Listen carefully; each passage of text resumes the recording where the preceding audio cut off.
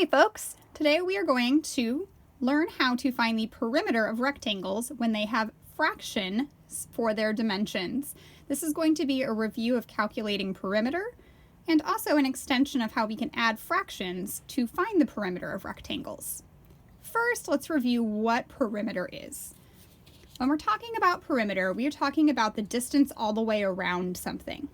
If you walked all the way around the outside of your house, you would be walking around the perimeter of your house. When you sit in a circle around the outside of your classroom's carpet, you're sitting outside and around the perimeter of your classroom's carpet. When we record the measurement of perimeter, we're just using one-dimensional units.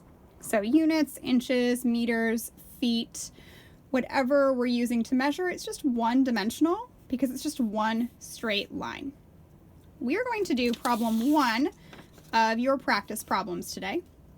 And I'm going to show you how I will copy all of these problems down on another sheet of paper to give myself more space, and I would encourage you to do so as well.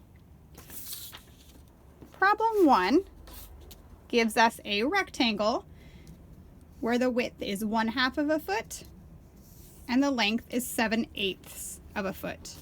Now these dimensions are not to scale. My step 1 is always first writing in the dimensions for all sides so that it's clear what the length of every side is.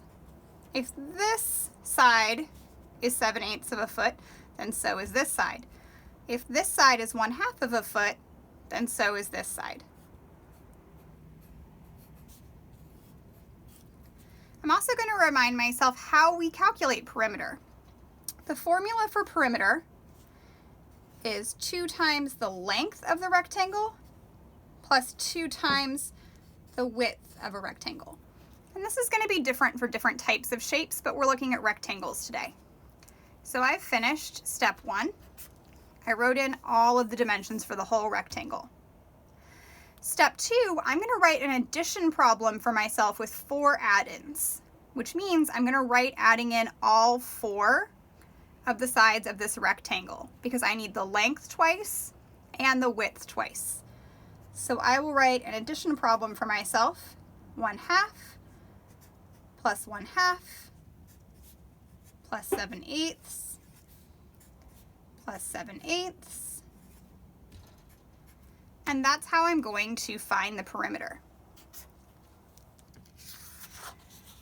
Next, to make it easier for myself, I'm going to group together all of the add-ins that have the same denominators first. So I will add 1/2 plus 1/2, which gives me 1/2. And then I'm going to add 7/8 plus 7/8, which will give me 14/8. And now I have a much more simple addition problem to solve that looks more familiar to the types of fraction addition problems that we have already solved this year. This is an improper fraction, so we'll deal with that later.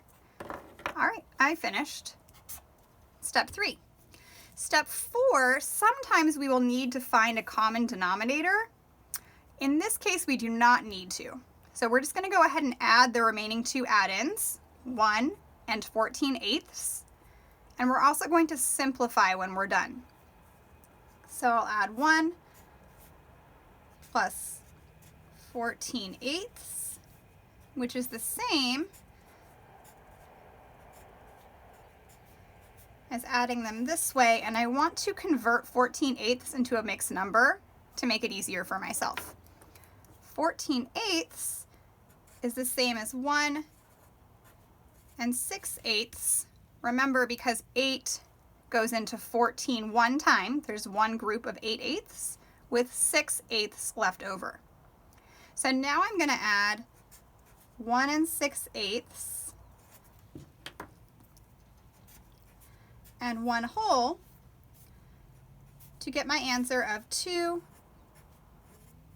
and 6/8. But I'm not done. I can simplify 6/8 because I can divide 6 and 8 by 2.